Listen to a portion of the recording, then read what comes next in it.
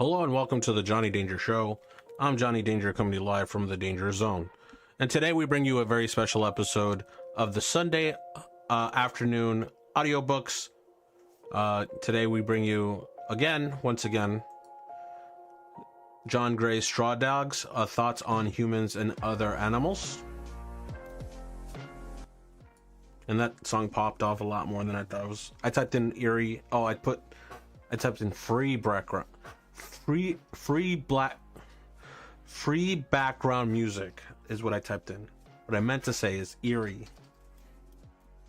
Eerie. How do you spell eerie? Irie.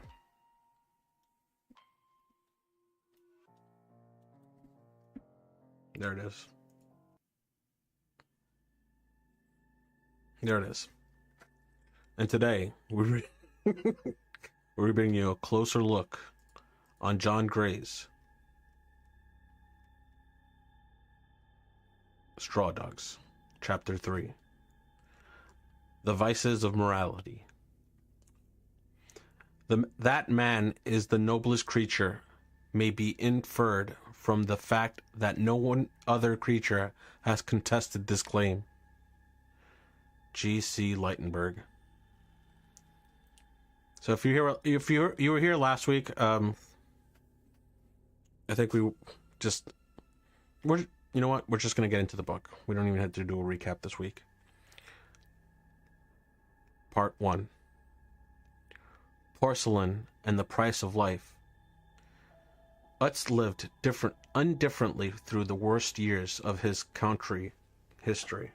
For him, the Nazi occupation of Czechoslovakia and the communist takeover that soon followed were opportunities to add to his collection of porcelain.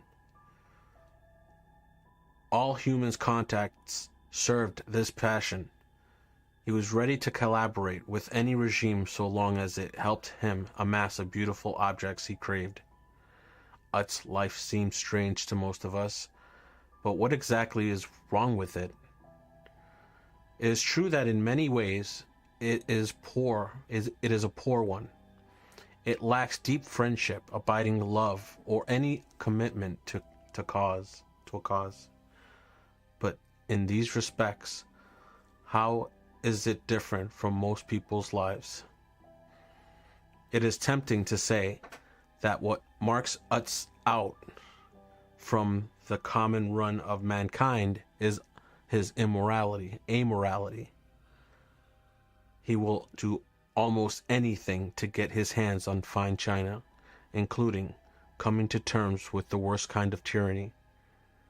But once again, how does Utz differ from the majority of his fellow citizens? During the Nazi and communist periods, they did what most people always do. They made their murky accommodations with power. If you are like most people, you think morality as something special, a set of values that outweighs all others. No doubt fine china is worth a lot, but it counts for nothing when it comes into conflict with morality. Beauty is a wonderful thing, but not if it is purchased at the price of acting immorally. Morality, in other words, is extremely important, and yet, if you are like most other people, but unlike most people, you are honest with yourself, you will find that morality plays a far smaller part in your life than you have been taught that it should. We inherit our belief, our pretense that moral values take precedence over all other valuable things from the variety of sources, but chiefly from Christianity. In the Bible, morality is something that comes from beyond the world. Right is what God commands. Wrong is what God forbids. And morality is more important than anything else. Fine china, say, or good looks. Because it is backed up by God's will. All right, let's break this down, I guess, really quickly. He's comparing fine china to morality as a symbol to say it is something that's coveted, that it's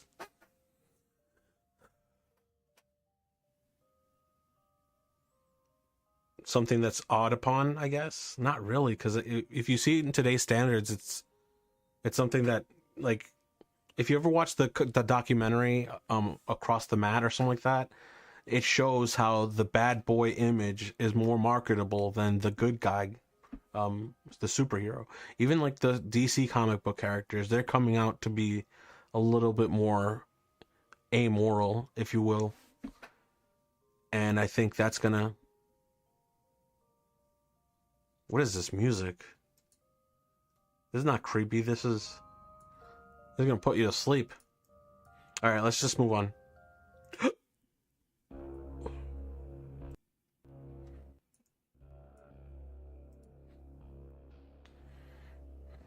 Where were we?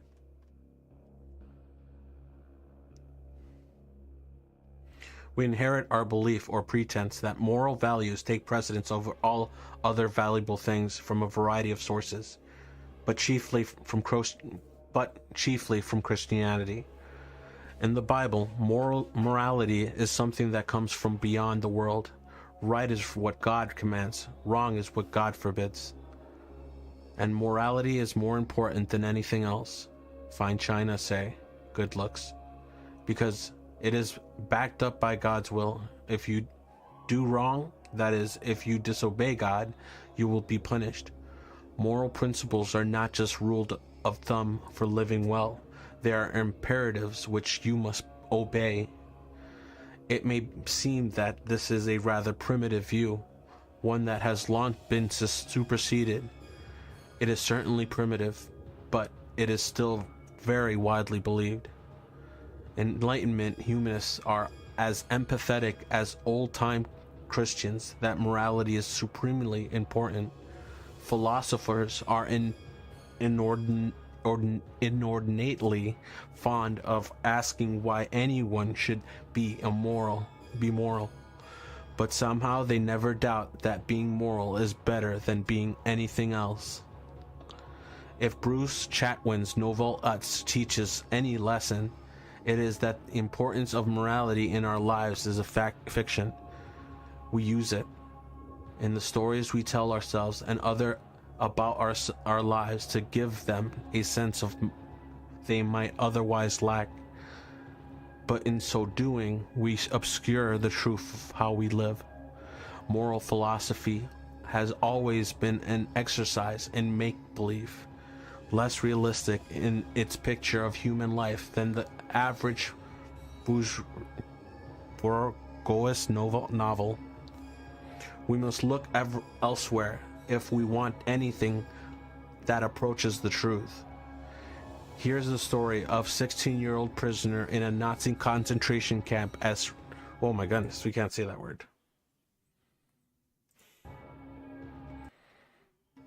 The day I decide to stream on YouTube, that word literally appears.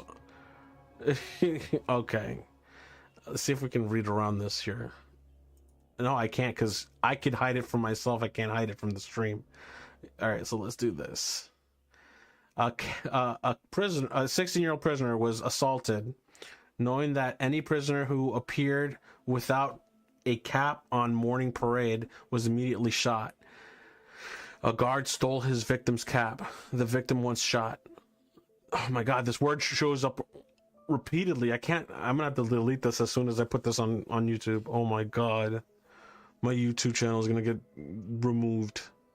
This book, I cannot. It was doing well until just now. Alright. So, this is a true story about a prisoner who was assaulted and then was then shot, and it was an inmate stole the cap of another inmate. It was actually the guard. Roman Pfister, the prisoner who stole the cap, describes the death of his fellow inmate as follows. The officer and the cap walked down the lines. I counted the seconds as they counted the prisoners. I wanted it to be over. They were up to row 4. The capeless man didn't beg for his life. We all knew the rules of the game. The killers would be the can we say that word on YouTube? Oh, this is brutal. And the K words and the K alike. There was no need for words. The shot rang out without warning. There was a short, dry, echoless thud. One bullet to the brain. They were shot. They always shot you in the back of the skull. There was a war on. Ammunition had to be used sparingly. I didn't want to know who the man was. I was delighted to be alive. What does morality say the young prisoner ought to have done? It says that human life has no price. Very well. Should he therefore have consented to lose his life, or does the pricelessness of life mean that he was justified in doing anything to save his own life? No. If he killed, he bro, like, stop it. The guy, okay, stop it. I gotta say something, because here, okay, I know I'm probably the stupid person in this scenario, but I feel like I would have, I don't know. You can't say that, because if you're in the situation, I don't know. You were wrong. Letting somebody else die for something you did, absolutely wrong. Is it okay? Did they make it okay that you instinctually wanted to live? No. I would like to have thought that one, I didn't steal the person's hat, and then 2, I would probably be the guy that got accused of whatever. God, that's a horrible story, and it proves nothing of your point, John Gray. What about this guy who stole? Somebody else died. Oh God. Oh no, because it was the warden, right, that stole the cap. So what, he was supposed to say something and get him? No, he would have got both of them killed. I don't know what point he's trying to prove just now, but okay. But the lesson of Roman Frister's story is that it is a convenience to be relied upon only in normal times. All right, sure. Let's just keep going. Part 2. Morality is a superstition. Oh boy, he's hitting it hard, huh?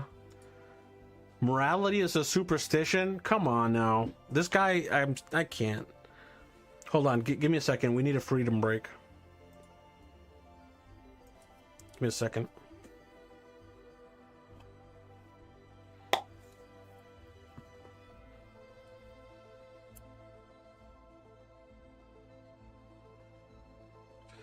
I need a drink. Give me a second.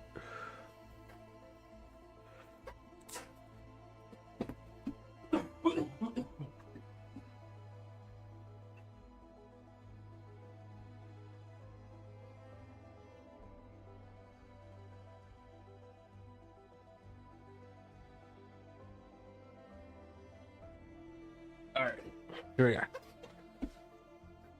This guy has a lot of galls. He really thought that story was gonna hit home. So this guy, I would have to read it again, but the R word just shows up a lot, and I'm scared because today was the day I just started to stream on YouTube. All right, morality is a superstition. Actually, let me clear my nostrils real quick. Give me a second.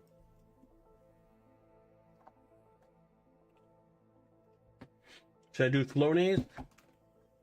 Flonase there? I don't think it really works. We're gonna have to use nasal spray.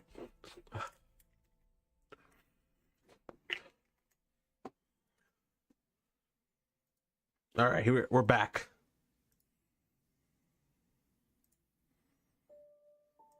Morality, the idea of morality as a set of laws that has a biblical root. No, Morality has always had a place in life. I can promise you that. I can promise you that. There was laws way before the church. Stop. People were being tried. We all knew that something was wrong. When something was wrong that was happened to us, we knew instantly. And other people, whoever else got to see what happened, also agreed that it felt wrong, and then the laws were applied.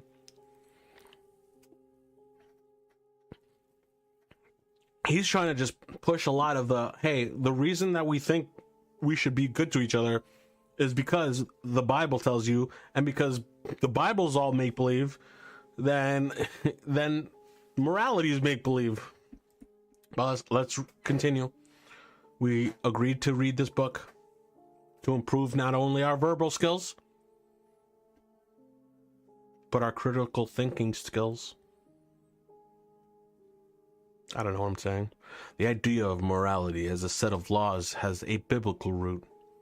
In the Old Testament, the good life means living according to God's will. But there is nothing that says that the laws given in Jews apply universally to the Jews about what? But there was nothing that says that the laws given to the Jews apply universally. Okay? The idea that God's laws were equally to everyone Christian's invention. The universal reach of Christianity commonly seen as the audience of Judaism. In fact, it was the step backwards. If there was one law binding on everyone, every way of life, but one must be sinful. I don't know if I'm reading this right. I need the music. When I get the music, I get the vibe going. It makes sense to think that ethics in terms of laws, if, as the Old Testament, it is a particular way of life that is being codified. But what sense is there in the idea of laws that apply to everyone? Isn't it that idea of morality is just an ugly superstition? No, none of what you said in this sentence is anything. Part 3, the vice of morality. Now it's a vice. This is the same thing as like gambling all your money, your rent away, and leaving your family with nothing to eat. Morality. I can see that. If you're too well-meaning, you would send that, that Nigerian prince email. This Nigerian prince needs our help. We have to do what's right, Belinda. I'm giving him our life savings. And he will rescue us in return, because good people help good people.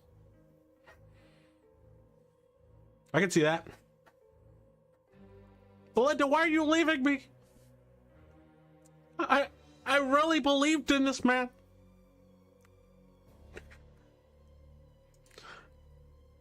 The vice of morality. Part 3. The insanctity of human life. Having the loss of skill in sewing, fishing, and making fire, the indigenous people of Tasmania lived more simply even than the aboriginals of the Australian mainland, from whom they had been isolated by rising sea levels around 10,000 years ago. When the ships bearing European settlers arrived in Tasmania in 1772, the indigenous people seemed not to have noticed them. Unable to process the sight for which nothing had prepared them, they returned to their ways. They had no defenses against the settlers. By 1830, their number had been reduced from around 5,000 to 72. In the intervening years, they had been used for slave labor and pleasures, tortured and mutilated. They had been hunted like vermin, and their skins to be sold for a government bounty. When the males were killed, female survivors were torn loose with the heads of their husbands tied around their necks. What the fudge? Males who were not killed were usually castrated. Children clubbed to death. When the last indigenous Tasmanian male, William Lanner, died in 1869, the grave was opened by a member of the Royal Society of the Tasmania, Dr. George Scotel, who made a tobacco pouch from his skin. When the last full-blood indigenous woman died a few years later, the genocide was complete. Genocide is as human as art or prayer. This is not because humans are a uniquely aggressive species. The rate of violence, death among some monkeys exceeds that of among humans. If war was excluded from the circulation, but as E.O. Wilson observes, if Hamadryas baboons, I don't know what that word is, Hamadryas baboons had nuclear weapons, they would destroy the world in a week. Mass murder is a side effect of progress in technology. From the Stone Axe onwards, humans have used their tools to slaughter one another. Humans are weapon-making animals with an unquenchable fondness for killing. Ancient history is a testimony to human taste for genocide. Jared Diamond writes, the war of the Greeks and Trojans, of Roman and Carthage, and the Assyrians of Babylonians and Persians proceeded to a common end, the slaughter of the defeated irrespective of sex, or else the killing of men and enslavement of women. All right, he's got a good point. Genocide is terrible. What he just described is horrible. We're not doing that anymore. If we're such terrible people, and this is all an illusion that we all want to be good, we would still be doing that. There's only a few people that do that stuff like that, and we call them serial killers. And we look down upon that.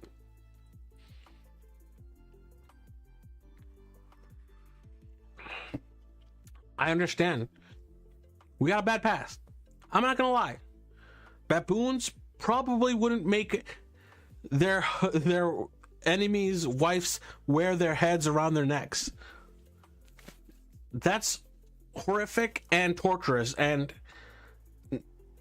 who knows? That's when psychopaths rule, right? That's when Jim Jones was a leader of a tribe in North America, right? That's not who's a good leader, actually?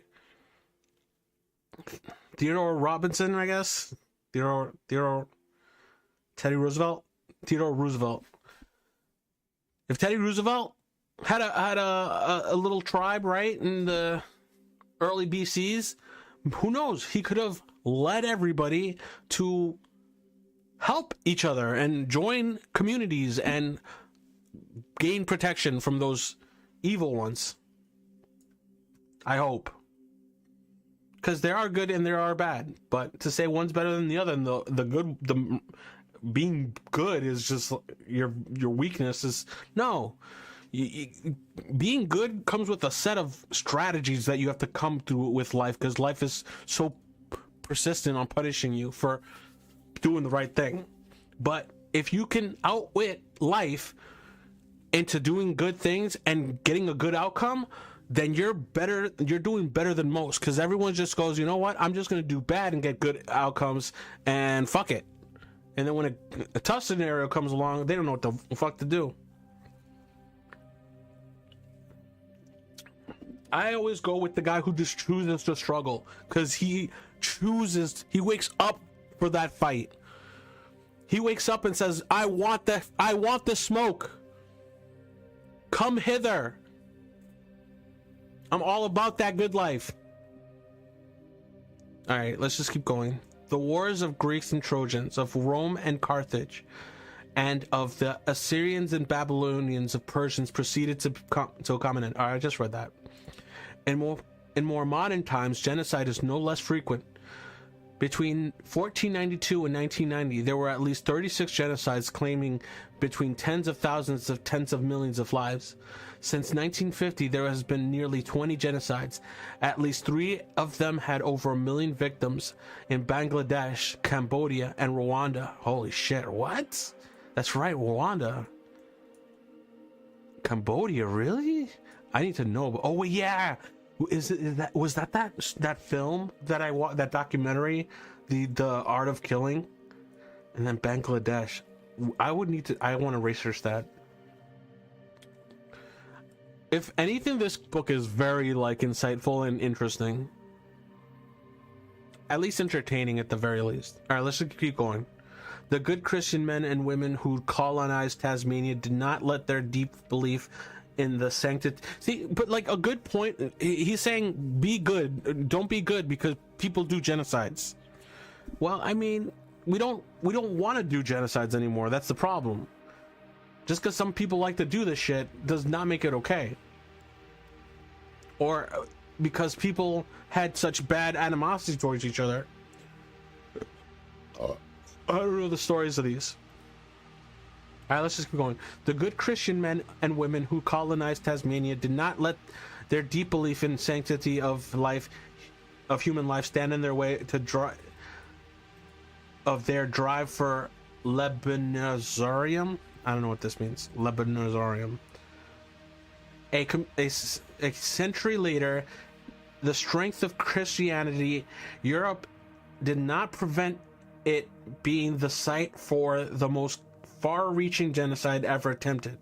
It is not the numbers killed in the Holocaust that make the crime without parallel. It was the goal of eradicating an entire culture. Hitler planned a museum of Jewish culture to be sited in Prague, a museum of an extinct people. What? If you think about it, yeah, good Lord. He was about to remember the Tasmanian coyote, Tasmanian wolf. Remember, now they are extinct. The only last sighting of the Jewish person. That's terrible in this museum. That would be horrible. My favorite podcast host would not be here today if this guy had succeeded. Where's your morality? Where would we be without men?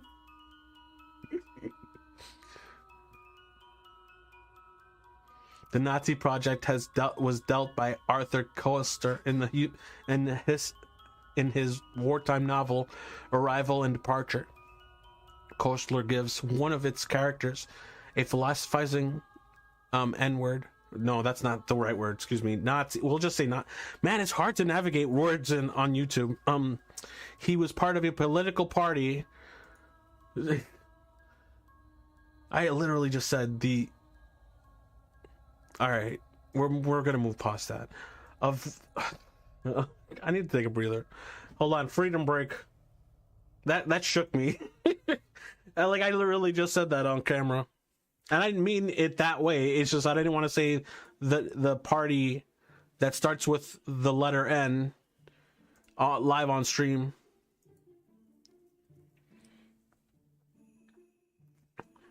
My royalty-free eerie music turned into eerie Santa music.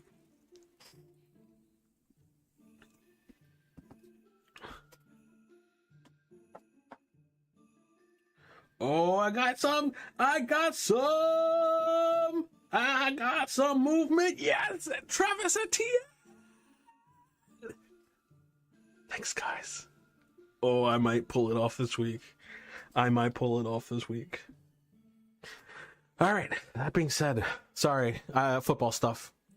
I'm not watching a football game, a very exciting football game, because I wanted to bring this show to you guys today. And look at me getting myself canceled.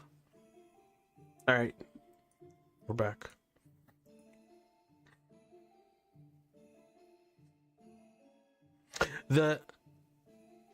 What should we call them?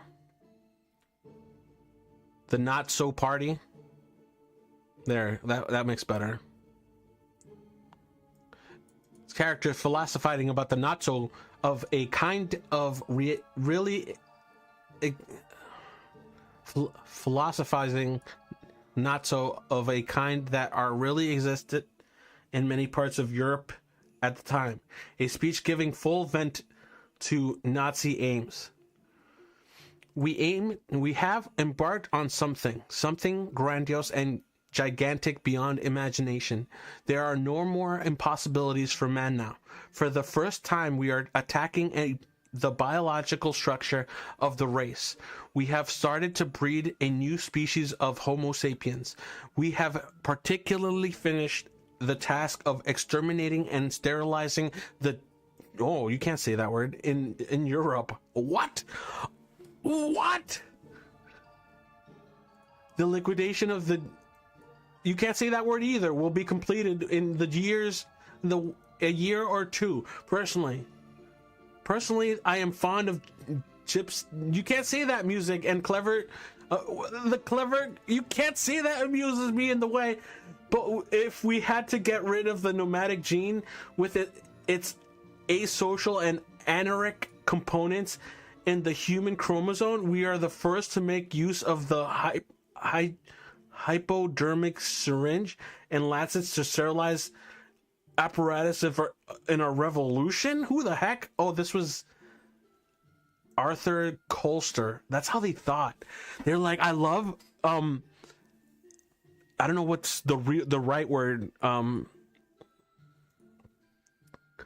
for that person, type of person. Hold on.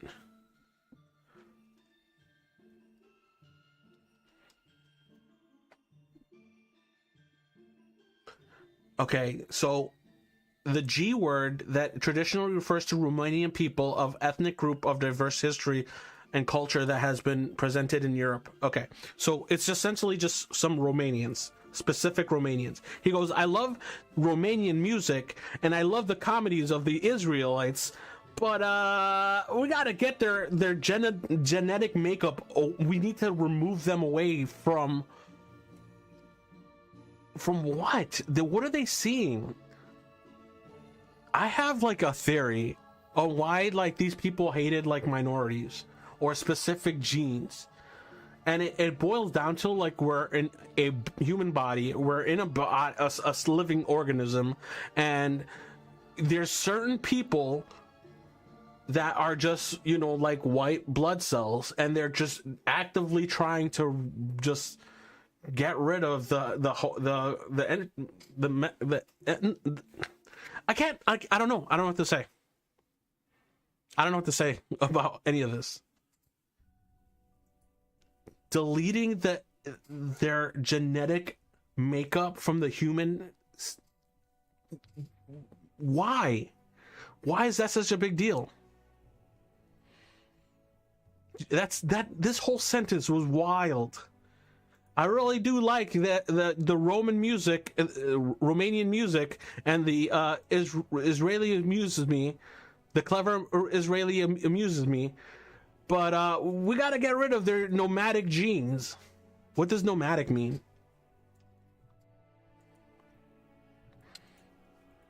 What does mean?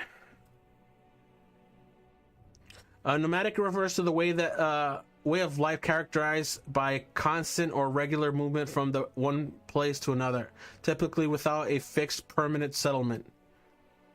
Oh, okay. Oh, I'm nomadic technically. We have to get rid of the nomadic gene. Why? With its asocial and aneric components. What does aneric means? Aneric. Anarchic. I don't know, Morty.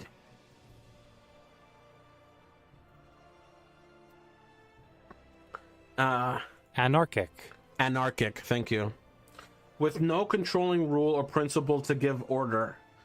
What do you mean? Are you saying that Romanian people and Israeli people are... I'm saying Israeli because I guess I didn't want to say Jewish, but, you know, are you saying that Romanian and Jewish people are... Anarchic. Anarchic? They don't believe in they don't believe in rules? How could you say that? Just because they don't want to stay in one place? Just because they want to avoid you, maybe? Gene, with its asocial. What does asocial mean?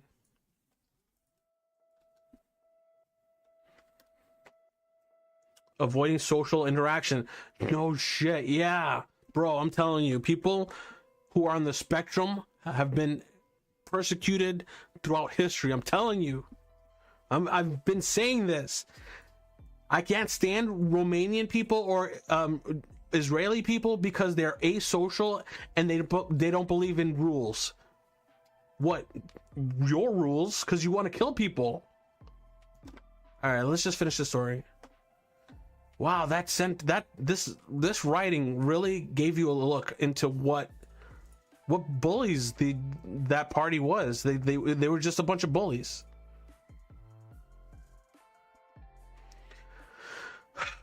This murderous version was not confined to the Nazis in less virulent forms. The same view of human possibilities has held the 30s by much of the progressive intelligentsia. I don't know, how do you say this?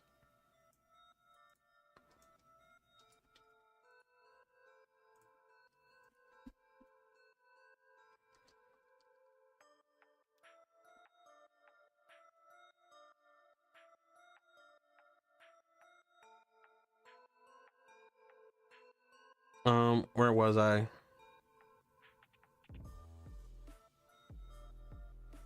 I literally just, this word.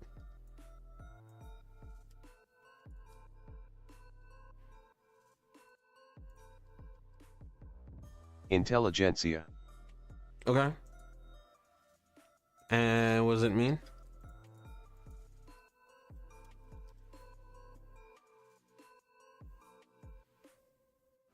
Intellectuals are highly educated people as a group, especially when regarded as possessing culture and political influence. Okay.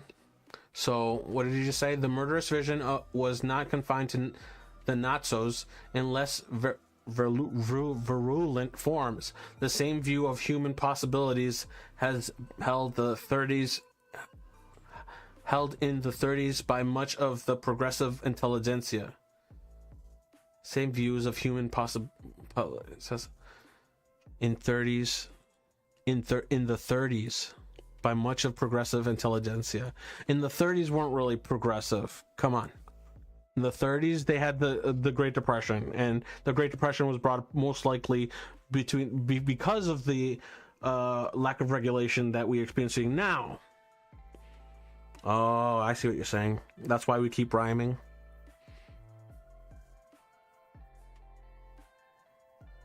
Okay, that makes sense. Oh snap. There were some who found positive features even in National Socialism. But for George Bernard Shaw, the Nazi Germany was not a reactionary dictatorship, but a legitimate heir to the European Enlightenment. Nazism was a ragbag of ideas, including occultist philosophies that rejected modern science. But it is mistaken to view it as unambiguously hostile to the Enlightenment, inasmuch as it was a movement dedicated to tolerance and personal freedom. Schmittler loathed the Enlightenment at the same time, like Nietzsche, he shared the Enlightenment's vast hopes for humanity. There, through positive and negative eugenics, breeding highly quality people and eliminating those judged inferior. Yeah, but then who do you decide is inferior? Because one person who you view as inferior could be like legendary to somebody else. You might admire Tom Brady, but you go somewhere like, I don't know, fucking Uganda. I'm just throwing a random Alaska. Go to Alaska and be like, hey, you like Tom Brady? Who? The motherfucker threw 4 touchdowns in a single game. Oh, Al Bundy. You see what I'm saying? So why do you get to decide who is inferior? Natural selection happens naturally. You're naturally selecting it because you create your own perception of reality. Okay. We got 9 minutes. We got to finish this last. We're going to finish at this part. Breeding high quality people and limiting we judge inferior. Humanity would become capable of enormous tasks ahead of it, shaking off the moral traditions of the past and purified by science. Humankind would be master of the earth. Shut up. You can't control that. That's like, I literally did a show yesterday about pandas and how they're going extinct. The reason that they're going extinct is because they don't know how to fuck. They don't have sex. They don't know how to have sex with each other. And so, what happens is they natural selection happens. It happened naturally. They're too dumb to stay safe, and they don't know how to reproduce, so they get wiped out of the gene pool. But if Romanians and Israelis are still able to procreate and habitat this reality, this realm, then they're supposed to be here. Period. If they're here, they're supposed to be. Think about it that way. Oh, well, I'm here. Well, figure out why you're still here. Is what I'm saying. You shouldn't want to be here, is what I'm saying. Anyways, humanity would become capable of enormous tasks, taking off the moral traditions of the past and purified by science. Humankind would be master of the earth. Shaw's viewed Nazism as not so far-fetched. It claimed that Schmittler self-image as a fearless progressive and modernist. Shut up. Shut the fuck up. Shut the fuck up. Stop.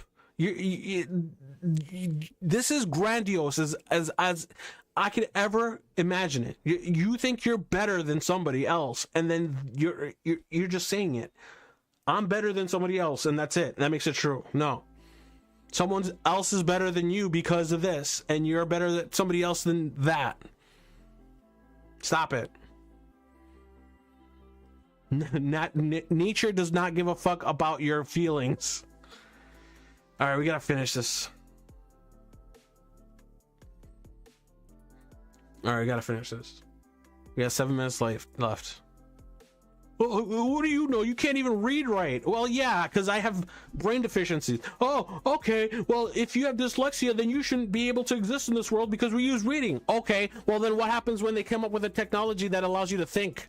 What's it called? For telepathy, and you don't no longer need to read anybody's thoughts. You can literally hear it in your own brain.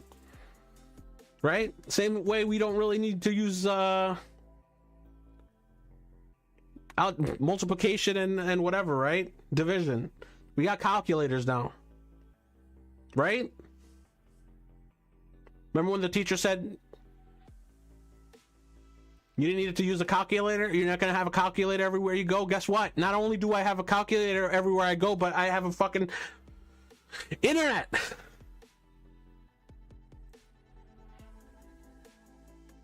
So I can figure out why. I can figure out what 2 plus 2 means. I can type in what 2 plus 2 means, and then I can Google why it is. I gotta finish this. I kind of feel like the person who directed me to read this book wants me to think of something. I'm starting to have very suspicious feelings about this book. I should have done some research before I started reading this book on stream. It seemed like an interesting concept. All I'm saying is genocide has been around for years. I'm gonna talk to this guy, the kid that recommended this book. I'm gonna be like, Widow, what the fuck? There's something you gotta tell me. Actually, I suspected that, but we'll find out for sure after this book, I guess. Holy crap, George. Okay, but a legitimate heir to the European Enlightenment. The not so was it bubble. What did we just read? Shaw viewed both the Soviet Union and the not-so Germany was progressive regimes. As such, he held they were entitled to kill off obstructive or superfluous people throughout his life. The great playwright, they're so progressive and modern, they killed a lot of people. Help me make this sense. Listen, you gotta kill them all. It's like Pokemon. You gotta throw your Pokeballs everywhere and hopefully you catch one. That's how you succeed. Well, what if you killed like the next, I don't know, Albert Einstein?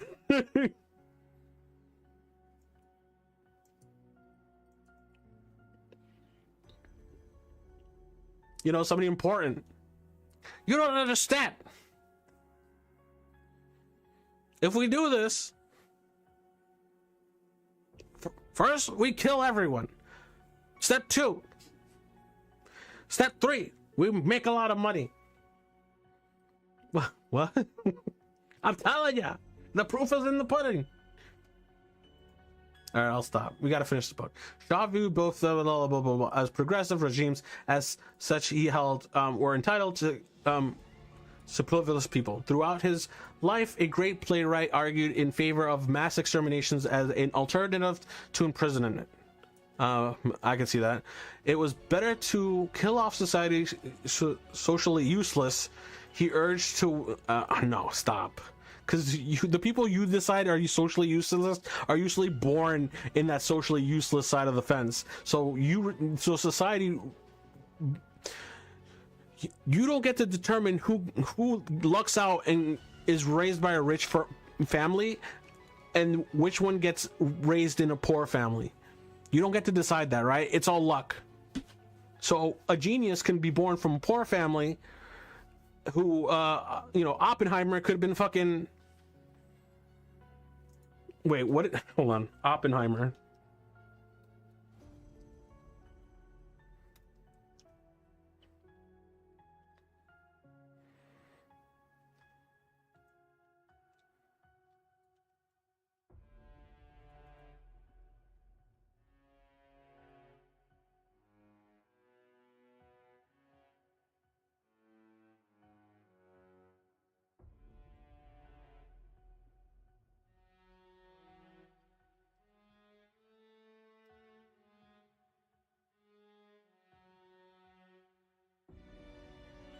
Okay, never mind. So Oppenheimer was a German person. Never mind. I thought it sounded Jewish. I was like, what if Oppenheimer was Jewish? I don't know. I don't know where I was going with that. All right. This was not just a Shavon, yes, at a party in honor of his 75th birthday held in Moscow during his visit to the USSR in August 1930. Shaw told his half-furnished audience that when they learnt he was going to Russia, his friends had loaded him up with tin food. But he joked he threw it all out of the window in Poland there before he reached the Soviet frontier. Shaw taunted his audience in full knowledge of their circumstances. He knew that Soviet famines were artificial, but he turned a jovial eye in their victims from their conviction that mass exterminations was justified if it advanced the cause of progress. No, it's never the right. It's never the right thing. Stop it. Who are you to say? Most Western observers lack Shaw's clear-sightedness. This could not admit that the largest mass murder in the modern times, perhaps in all of human history, was occurring in a progressive regime. Between 1917 and 1959, over 60 million people were killed in the Soviet Union. These mass murders were not concealed. They were public policy. Hitler and Neckert write, there are no questions that the Soviet people knew about the massacres in the countryside. I actually did a video about this, actually. In fact, no one tried to conceal it. Stalin spoke openly about the liquidation of the Kulaks as a class. You get it? So like just people like who just happen to be born within these confinements, right? And all his lieutenants echoed him. At the railroad stations, city dwellers could see that the thousands of women and children who had fled from the villages and were dying from hunger. And sometimes asked why Western observers were so slow to recognizing the truth about the Soviet Union. The reason is not that it was hard to come by. It was clear from hundreds of books by immigrant survivors, from the statements by the Soviets themselves, but the facts were too uncomfortable for Western observers to admit. For the sake of their peace of mind, they were to deny what they knew or suspended to be true. Like in Tasmania, Aboriginals who could not see the tall ships that brought their end.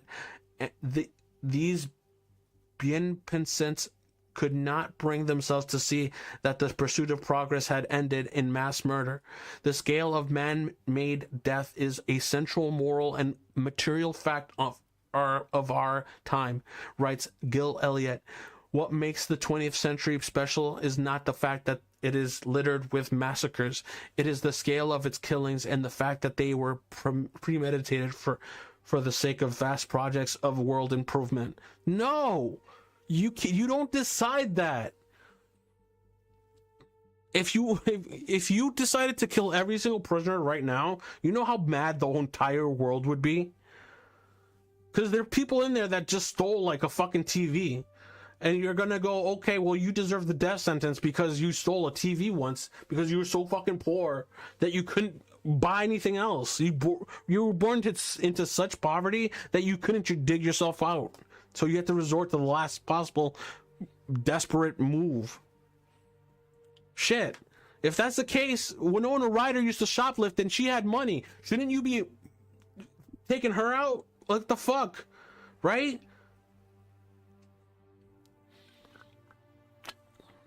Everybody on that list, on the, what's that guy's name? Jeffrey Epstein list. Everybody on that Jeffrey Epstein list should be gone, tried, and taken out. If this is what you're saying, right? So you think these people are the ones that have to make it through to make it better? Oh my gosh, the pompousness of this thinking. If we remove this genetic code from the human civilization, they're so grandiose that they think that they can even accomplish this. Like there's not one genetic Tasmanian person and still alive today.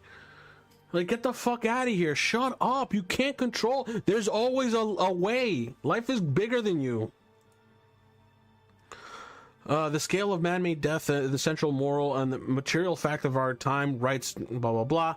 Progress, mass murder, da, da, da. As the number killed by famine, plague have waned, so death by violence has increased. As science and technology have advanced, so has proficiency in killing. As hope for a better world has grown, so has mass murder. Oh, brother. John Gray, this book turned left quickly. All right, that's all the time we have today. Good Lord, John Gray, what are you saying? Where is this going? This is still only chapter 3. No, we're like halfway through. Oh my God. I have to talk to Widow about this. All right, well, that's going to call it for today's show.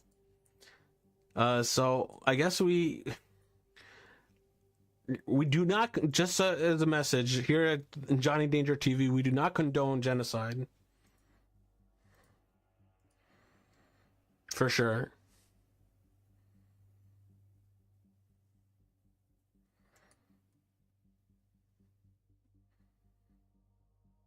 And why do I look so sad in my my picture on Facebook?